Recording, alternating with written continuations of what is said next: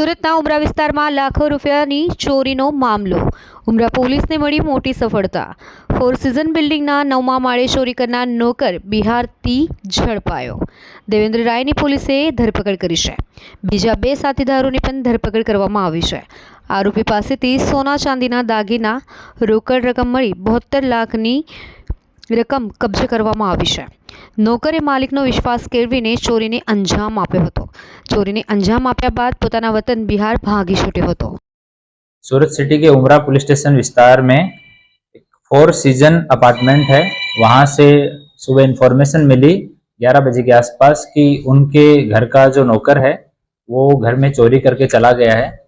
घर वालों ने अंदर वेरिफिकेशन किया, उनको एकदम सटीक आइडिया नहीं था, पर उन्होंने अनुमान के साथ में जितनी घर में ज्वेलरी और कैश पड़ा था उसके हिसाब से अनुमान लगाया कि 20 लाख रुपए के आसपास हमारे पास कैश था और सोना चांदी के दागीना थे वो 20,57,400 रुपए के थे। तो ऐसे कुल मिला के 40,57,400 रुपए का चोरी करके नौकर चला गया है। ये इन्फॉर्मेशन उन्होंने चोरी करने के 10 मिनट के बाद में ही पुलिस स्टेशन में दे दी। उसके बाद में नौकर का एड्रेस वेरीफाई किया गया तो ये देवेंद्र कुमार रॉय है। ये मधुबनी बिहार का रहने वाला है और अभी पिछले 3 महीने से इस परिवार के साथ में ये हाउस हेल्प तरीके काम कर रहा था, लेकिन ये परिवार के साथ 10 साल से जुड़ा हुआ था। बीच में काम किया, फिर दूसरी जगह चला गया, फिर वापस आ गया, फिर चला गया और अभी ये तीसरी बार इस परिवार के साथ में काम कर रहा था, जहाँ पे 2 बुजुर्ग इस अपार्टमेंट में रह रहे थे। उनकी सेवा के लिए 2 नौकर रखे हुए थे। दूसरे नौकर को भी पूछताछ किया हमने, तो उसने बताया कि जब वो वहीं से उसने बैग लिया, उसमें सारा सामान भरा और जब वो निकल रहा था तो दूसरे नौकर को भी बोला कि तुम भी मेरे साथ चलो, पर दूसरे नौकर ने जाने से मना कर दिया और उसने तुरंत अपने मकान मालिक को फोन करके जान भी की इसकी कि इस तरह से ये चोरी करके भाग गया है। उसके बाद हमने तुरंत कई सारी टीमें बनाई। एक टीम हमने सीधी मधुबनी भेजी जो कि नेपाल के बॉर्डर पे है, क्योंकि नेपाल बॉर्डर पे जितने भी बिहार के गांव हैं उनका नेपाल के अंदर रिश्ते भी हैं और उनकी आवाजाही रहती है, तो नेपाल भाग जाने का डर था, इसलिए एक टीम को वहां हमने मधुबनी में रखा, दूसरी टीम को पटना में रखा, क्योंकि यहाँ से अगर ट्रेन से, फ्लाइट से, बस से कैसे भी जाएगा तो पटना बीच में एक बड़ा स्टेशन आएगा, तो पटना में एक टीम को होल्ड करवाया। तीसरी टीम हमने वाराणसी में फ्लाइट से भेजी, तो वो वाराणसी में बीच में थी। और चौथी टीम हमने बाई रोड भेजी थी जो इंदौर तक उसको ट्रैक करते करते इंदौर में पहुंच गई थी और वो उसको इंदौर में ही हमने होल्ड करवाया था। 5वीं टीम है वो हमारे सूरत शहर में ही अलग अलग सीसीटीवी देखना, अलग अलग लोगों से पूछताछ करना, इस तरह से 5 टीमें कंटिन्यूस पे काम कर रही थी। और हमारी क्राइम ब्रांच की टीम और लोकल एलसीबी और डी स्टाफ की टीम, ये सारे टेक्निकल सर्विलेंस इस सब काम में लगे हुए थे और कंटिन्यू ये 5 टीम को अपना इनपुट दे रहे थे। तो बाद में ये सब काम चल रहा था कंटिन्यू 2 दिन तक। तो हमारे उमरा पुलिस स्टेशन के हेड कांस्टेबल अमित भाई भूपत भाई, हेड कांस्टेबल नितेश भाई जगसी भाई और पुलिस कांस्टेबल शुभम भाई रमेश भाई, ये तीनों पलसाना और उसके आसपास के जितने भी ट्रेवल्स वाले चलते हैं उनके वेरिफिकेशन के लिए उधर घूम रहे थे, सीसीटीवी फुटेज देख रहे थे। तो वहां उनको इन्फॉर्मेशन मिली कि एक बस में ये लोग यहाँ से बैठ के गए हैं और वो बस एमपी तक, रीवा तक जाने वाली है। तो तुरंत बस का कांटेक्ट किया गया और सुबह 5 बजे हमने रीवा एसपी साहब के साथ में और वहां पे सिविल लाइन पुलिस स्टेशन के पीआई के साथ में बात की और उनकी टीम के साथ मिलके इनको बस से उतारा गया और वहां रीवा पुलिस स्टेशन ले जाया गया, रीवा डिस्ट्रिक्ट में। वहां पे सामान वेरीफाई किया गया तो कैश जो है वो कम मिला, बाकी जो ज्वेलरी है वो वीडियो उन्होंने बना के भेजा, तो हमने परिवार के साथ वेरीफाई किया तो ज्वेलरी पूरा था, लेकिन कैश 2 लाख से कुछ ज्यादा, उतना ही कैश उस टाइम पे वहां पे था।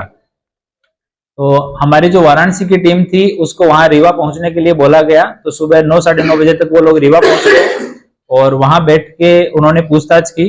तो पूछताछ में उसने बताया कि आरोपी जो देवचंद्र कुमार देवेंद्र राय है, इसने वहां पे बताया हमारी टीम को कि उसका एक दोस्त है जो उसके गांव का ही है और यहाँ पे रहता है सूरत में, उसका रत्नेश कुमार अशोक राय नाम है और ये गोथान गांव सूरत में रहता है। इसके पास इनका आपस में दोनों का भरोसा बहुत अच्छा था, तो 15 लाख रुपए इसके पास में रख के गया था कि मैं जब बताऊंगा या मैं आऊंगा वापस तो मैं ले लूंगा, तब तक के लिए तुम ये पैसे को रखना।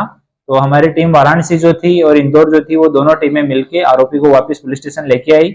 उसके बाद में नामदार कोर्ट के सामने रजू किया गया, नामदार कोर्ट ने उसका कस्टडी दिया, फिर पूछताछ की रत्नेश का एड्रेस लिया, फिर रत्नेश के यहाँ गए। ये 15 लाख रुपए जो हैं वो रिकवर हुए। बाद में जब पूरा जो मुद्दामाल है उसको सोनी बुला के और वजन करवा के उसका वैल्यू निकाला गया, तो जो ज्वेलरी है सोना और चांदी उसकी कीमत 54,36,867 रुपए, और जो केस है वो 17,91,500 रुपए है। और उनके पास में 3 मोबाइल हैं जो इन्हीं तीनों आरोपियों के हैं, वो 20,500 को, ऐसे 72,48,867 रुपए का टोटल मुद्दामाल है वो बरामद हुआ है। और 3 आरोपी इसमें अभी अटक किए गए हैं। एक मुख्य आरोपी जो घर से चोरी करने वाला है देवचंद्र कुमार, ये मधुबनी बिहार का रहने वाला है। दूसरा रत्नेश कुमार अशोक राय जो इसका मित्र था, जिसके पास ये 15 लाख रुपए जिसकी कस्टडी में छोड़ के चला गया। और तीसरा एक मुनानंद उमेश कुमार है। जब ये देवचंद्र कुमार यहाँ से चोरी करके जा रहा था तो इसके 3 भाई और भी सूरत में रहते हैं, तो अपने एक भाई के पास गया, उमेश नाम के, उसका बेटा है ये मुनानंद, तो ये मुख्य आरोपी का भतीजा है। इसको ये अपने साथ ले गया कि तुम भी हमारे साथ चलो, और जबरदस्ती इसको लेके साथ में चला गया। तो ये 2 आरोपी जो साथ में थे वो थे, और एक आरोपी जो है जिसके कस्टडी में 15 लाख रुपए थे। तो इन तीनों को अभी अरेस्ट किया गया है। सारा मुद्दामाल है वो रिकवर कर लिया गया है, और अभी नामदार कोर्ट के समक्ष ये मुद्दामाल प्रोड्यूस करके और मुद्दामाल परत उसको फरियादी को दिलवाने की कार्यवाही की जाएगी, और इन तीनों से भी पूछताछ चल रही है। सर, इतने सालों से नौकरी कर रहा था, इसने पहली बार अटेम्प्ट किया, करने की वजह क्या है? ये कुछ छोटी छोटी चीजों को लेके और अपने जो मालिक हैं उनके साथ में नाराज था। जैसे कि उसको कुछ साड़ी का था कि मुझे साड़ी लाके देनी थी दिवाली पे, वो साड़ी मुझे नहीं लाके दी गई। मेरे कुछ भाई का दांत खराब हो गया था, वो दांत मालिक को मैंने बोला था, तो कभी जाने अनजाने में उन्होंने हाँ बोल दिया होगा कि दांत लगवा देंगे, बाद में वो दांत वो टाइम पे नहीं लगवा पाए, तो मन ही मन उन चीजों को लेके गुस्सा था। उसको कभी इसने मालिक के सामने वापस कम्युनिकेट नहीं किया कि मैं इस बात से आपसे नाराज हूं, और उस चीज को मन में लेके बैठा रहा, और उस गुस्से की वजह से इसने ये चोरी का अटेम्प्ट किया। सर, इतनी बड़ी रकम है,